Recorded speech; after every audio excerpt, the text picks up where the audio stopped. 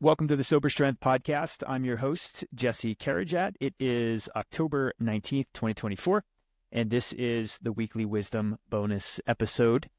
If you don't know, you should know it's election season.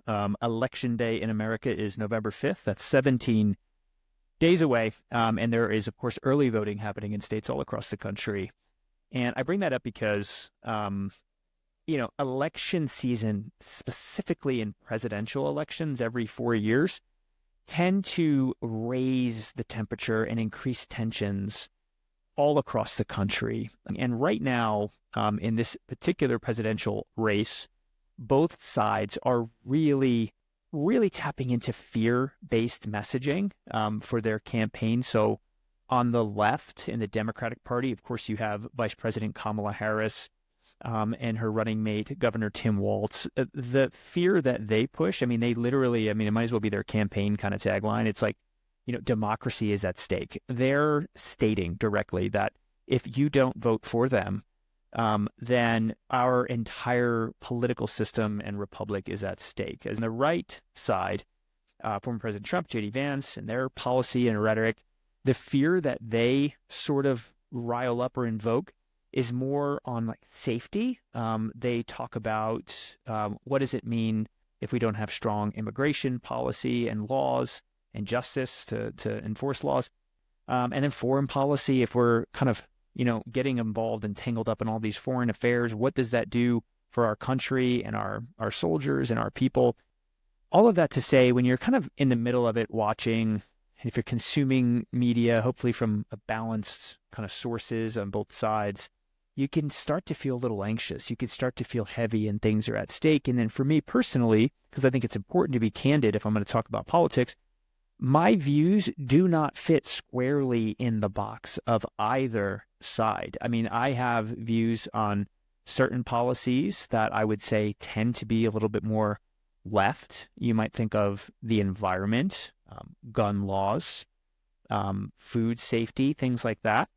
Manufacturing, regulating corrupt corporate practices. Those are all like left views that I have. And then on the right, as far as our justice system, immigration, yes, in some views like capitalism, foreign affairs, I tend to be more right. So like, what do you do when you don't feel completely aligned with a particular party? How do you make the best decision with your vote? And I do strongly believe that your single vote matters. Apathy is a poison in this country. If you're not planning on voting, get up and vote. There's no excuse not to. It's easier than ever to do, which is right or wrong. You can do it early through ballots. There's different ways to do it. Please vote, if anything.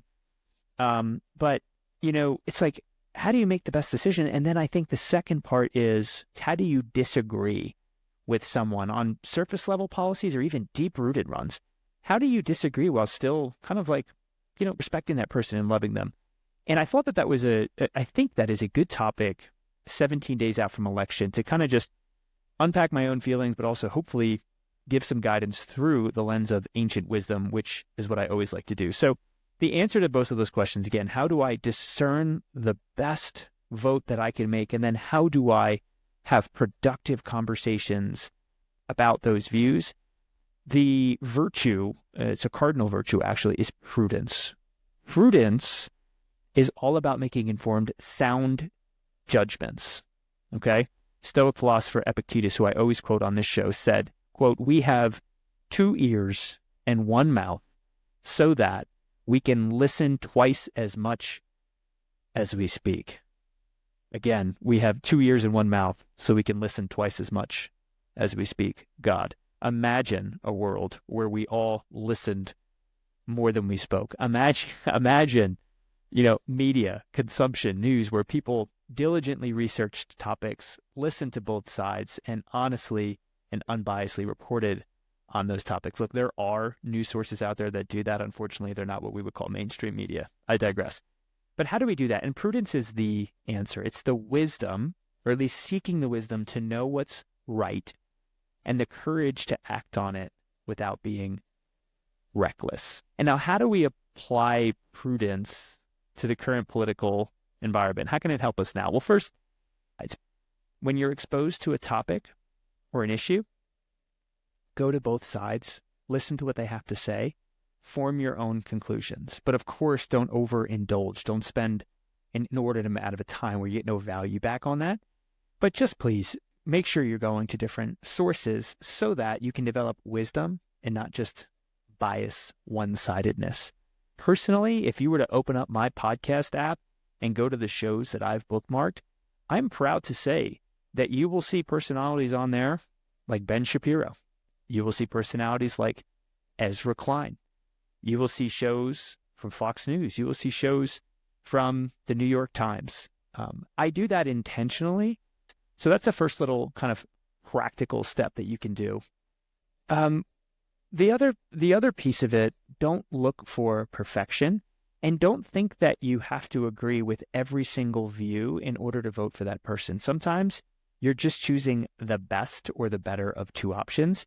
You don't have to then say, well, I'm voting, say, Republican, and then agree with every single stance that they hold. It's okay, even within parties, if you're registered, to have differences on policies within the party, but still think that that particular party is a stronger choice for the future of our country and your family and for yourself. So I think don't feel pressured to conform to an entire view. Just choose the one that you think and you know is the best for you.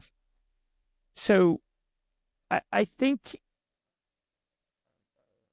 when we practice prudence, it's not just about forming the opinions that we have. The next piece of it, of course, is how do we dialogue with the people around us in a healthy way? Question yourself when you go into a conversation that involves politics and ask yourself, am I open-minded?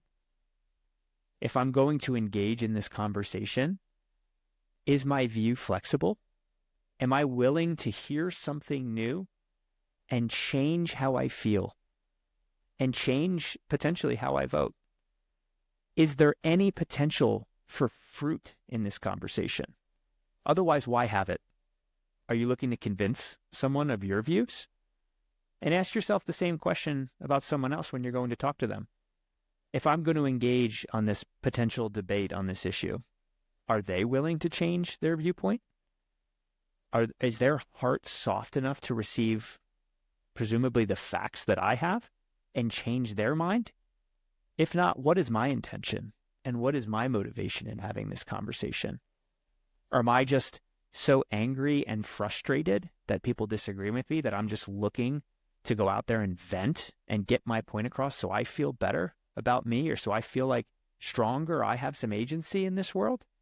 Because if your intention is anything other than just to have a collaborative conversation that's bidirectional in which either side can change their view, then why have the conversation? Please have prudence, be patient, be unbiased, search your soul, search your heart, get facts, get information, form your views. It's patriotic and it's admirable to have views in this country at what makes us so great as a united people.